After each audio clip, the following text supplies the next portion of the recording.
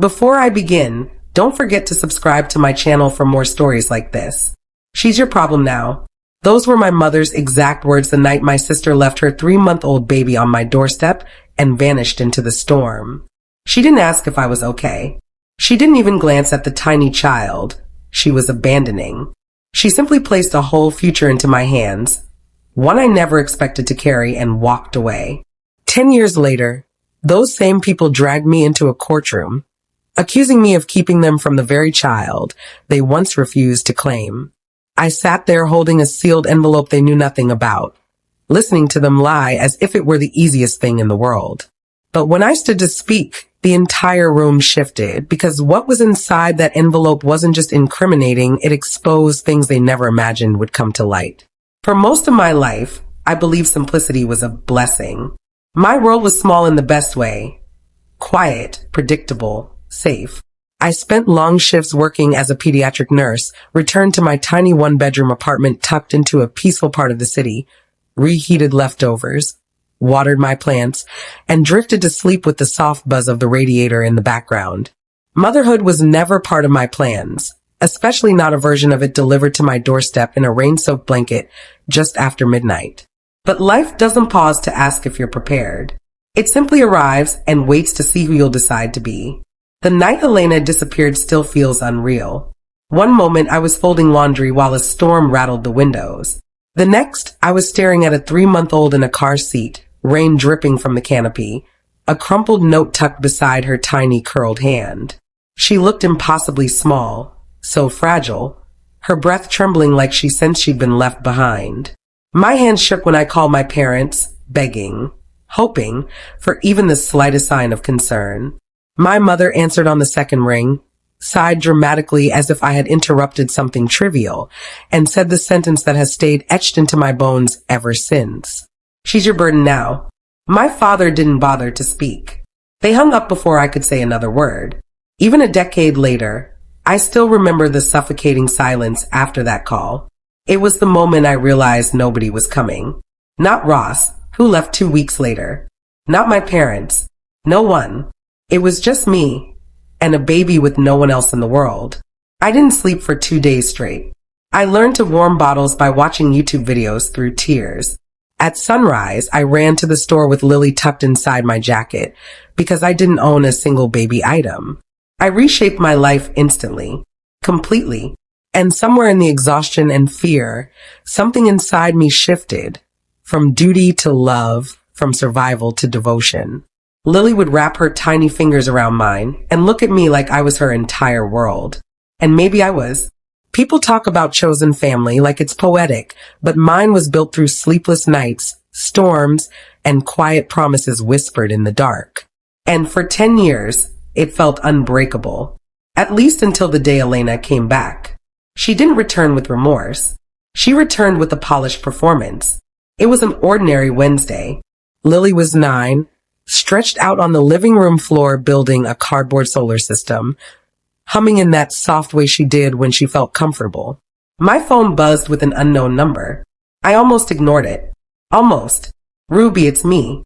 For a moment, my mind refused to connect the voice to the sister who disappeared into the rain a decade earlier. But then I heard it, that familiar wobble she used whenever she wanted something. She said she was in the city. She said she wanted to talk. She said she was ready to explain. She picked a cafe near a quiet park, neutral ground, she called it.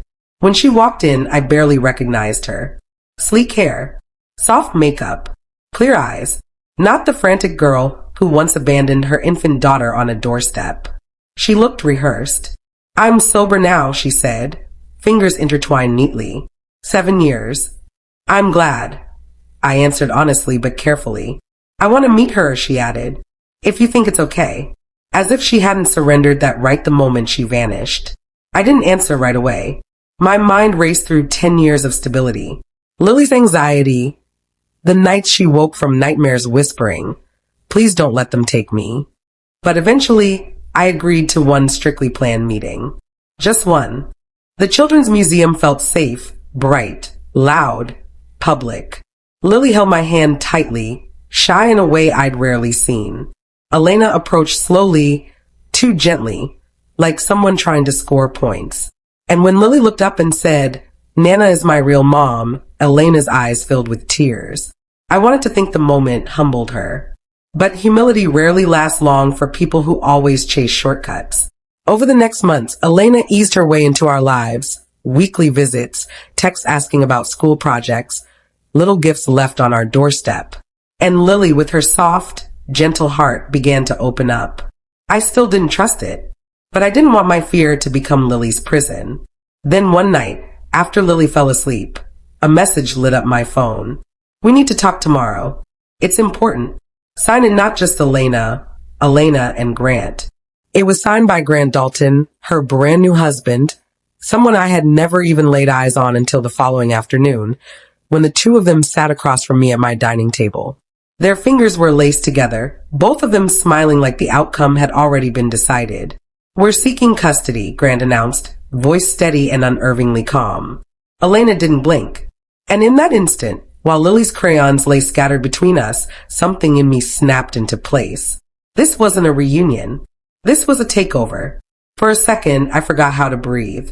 The word custody slammed into me harder than anything Elena had ever done, even harder than the night she abandoned her baby on my doorstep with no explanation. My hand gripped the edge of the table to steady myself.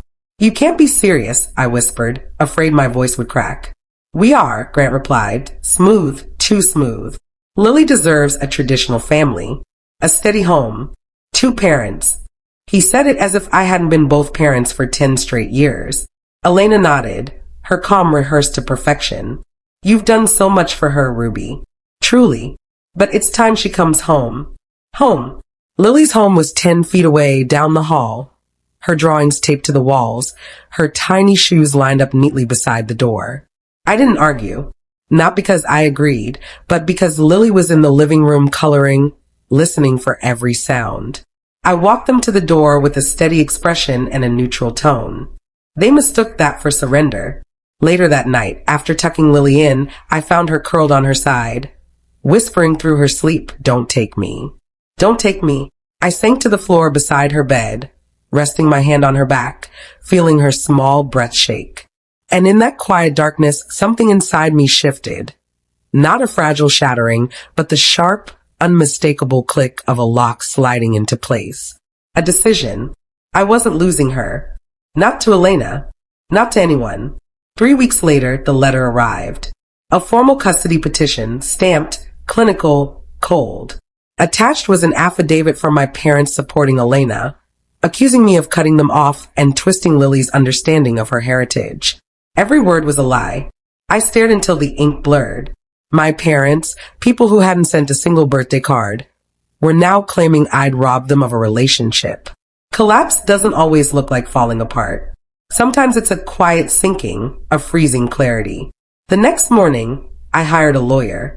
Julia Hernandez had warm eyes, razor-sharp instincts, and a voice that never wavered. After combing through everything, she looked at me with steady conviction.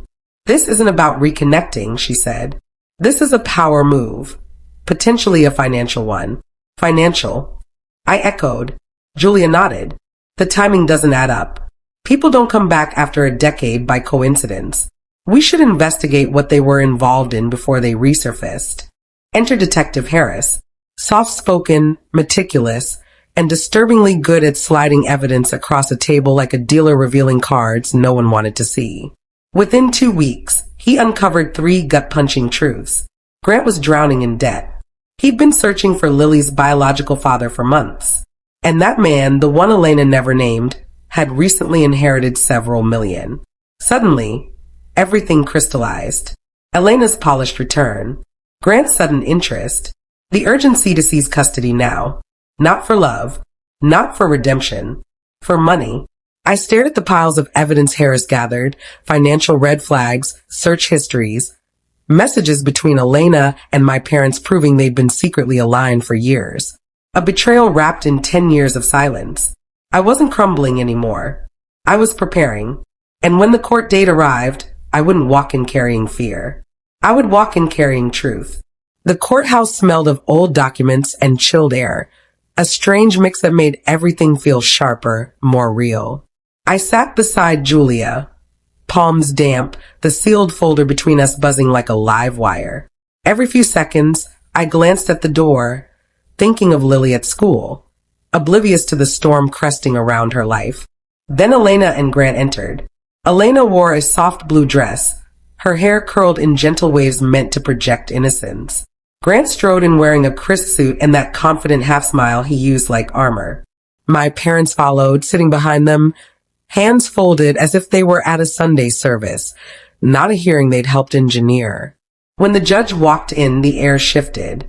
Judge Harriman, silver hair, steady eyes, took her seat, surveyed the room, and said, "Let's begin." Elena testified first. "My sister kept Lily from me," she said, her voice trembling on cue. "I was ill, but I healed. I wanted to reconnect." She refused. She shut me out. Her attorney nodded approvingly. "And your parents?" he prompted. "They were devastated," Elena whispered. "Ruby wouldn't let them see their granddaughter." A lie delivered like gospel. My parents took the stand next, repeating it word for word. "She alienated us," my mother said with a perfected sigh. "We tried," my father added. "She wanted Lily to forget us." Not a single mention of the countless nights I begged them for help, or the birthdays they skipped, or the hurt they left behind. When Lily asked why they didn't stay, then Grant testified, cold, polished, dangerous. Ruby's unpredictable hours, low income, and lack of a two-parent household put Lily at a disadvantage, he said. Elena and I can give her stability. Opportunity. Opportunity. The word tightened something inside my chest. Then it was my turn. Julia led me through every piece of truth. Photos, school records, therapist notes, letters from teachers, neighbors, doctors. Each one a brushstroke painting the real picture of Lily's life. Safe, loved, steady. But even as I spoke, the opposing attorney moved to tear it all apart. "You work 2 jobs. I clear my throat. I do the extra shifts after Lily's asleep," I replied. "I'm trying to build savings for her future." "You're single," the attorney pressed. "Yes." "You rent your home." "Yes." "And you honestly believe you can offer a child the same stability as a married couple with a house?" "Objection," Julia cut in. "Sustained," the judge said, but the damage was already done. It wasn't the question, it was the insinuation behind it. I pulled in a slow breath. I can give her everything that actually matters. Security, consistency, love. Everything she's only ever experienced with me. Judge Harriman studied me carefully. Her expression wasn't harsh, just evaluating, comparing truth to appearances. When testimony wrapped up, she laced her fingers together. "Does the respondent have additional evidence?" Julia rose. "Yes, Your Honor. We do." My heart pounded. This was the turning point. Julia lifted a sealed folder. "May I approach?" "Proceed." The folder hit the bench with a muted thud, somehow louder than anything else in the room. Elena's brows tightened. Grant shifted. My parents leaned in. The judge broke the seal. Her brows rose at page 1. She inhaled sharply at page 2. By page 3, her entire face had hardened. "What is this?" she asked, her voice controlled but unmistakably sharp. "Verified findings from a licensed private investigator," Julia said, "including financial documents, message records, and legally obtained search history, all of which contradict sworn testimony." Elena's complexion drained. Grant's jaw tensed. The judge read for nearly a full minute before setting the papers down. "Ms. Morgan," she said to Elena, "were you aware that your husband has been attempting to locate Lily's biological father?" Elena blinked. "What?" "Were you aware that this man recently inherited a significant estate, and that Mr. Dalton immediately began trying to contact him afterward?" Grant opened his mouth, but his lawyer tugged his sleeve sharply. Elena stammered, I didn't know the details." "That's not what these messages indicate," the judge replied, her voice sharpening. My parents shifted uneasily. "And Mr. and Mrs. Lane," she continued, turning toward them, "perhaps you can explain why your phone records show regular communication with Ms. Morgan over the last 3 years, despite your sworn statements claiming you had no idea where she was living." My mother faltered. My father wiped his brow. "I do not tolerate perjury," Judge Harriman said flatly. especially in matters involving a child. Julia placed another stack of documents on the desk. In addition, Your Honor, these are school counselor reports documenting severe anxiety episodes Lily has suffered due to fear of being taken from her primary caregiver. That struck harder than any financial evidence. A heavy silence swept through the room. The judge closed the folder and looked directly at me. Ms. Lane, please stand. My legs felt shaky, but I rose. This court acknowledges your 10 years of consistent, devoted care. Lily identifies you as her psychological parent. Removing her from your home would cause emotional harm and is not in her best interest. The world seemed to tilt. My breath caught. Therefore, she continued, full custody remains solely with you. A soft, broken exhale escaped me. Ms. Morgan, the judge added firmly, you are granted supervised visitation, contingent on full compliance with all court directives. Grant shot up. Your Honor. Sit down, Mr. Dalton, she ordered. Your financial motives are documented. The appropriate authorities will be notified. My parents stared at me as though they were seeing a stranger. Court is adjourned. The gavel came down with a single, decisive strike. Everything after that blurred. Chairs scraping. Hushed murmurs, attorneys gathering papers. Elena approached. Her eyes were red, her voice barely audible. I didn't know, she whispered. Grant told me. I stepped back, not out of anger, but self-protection. You had 10 years, I said quietly. 10 years to be there for her. You didn't come back for Lily. You came back for money. She didn't try to deny it. As I walked out of the courtroom, sunlight spilled through the tall windows, warm against my face. It felt like surfacing after years underwater. My phone buzzed, a message from Lily's art teacher. A picture of Lily beaming, holding a drawing of the two of us. A family built by choice. Not blood. Not lies. Not entitlement. I finally exhaled. We were safe. And this time, the truth had fought for us.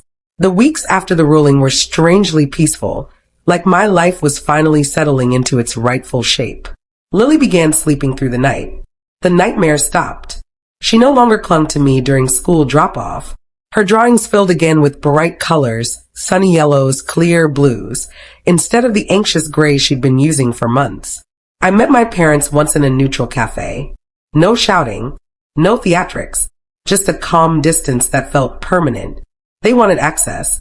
I set boundaries, supervised visits, full transparency, zero manipulation. They agreed, but I could see in their faces that they realized their power over me was gone. Elena quietly filed for divorce from Grant. She sent a brief message apologizing, not asking for forgiveness. I didn't offer it, but for Lily's sake, I didn't close the door entirely. Julia helped me finalize long-term guardianship paperwork, airtight and indisputable. One evening, Lily and I sat on our small porch sharing ice cream. She leaned against my shoulder.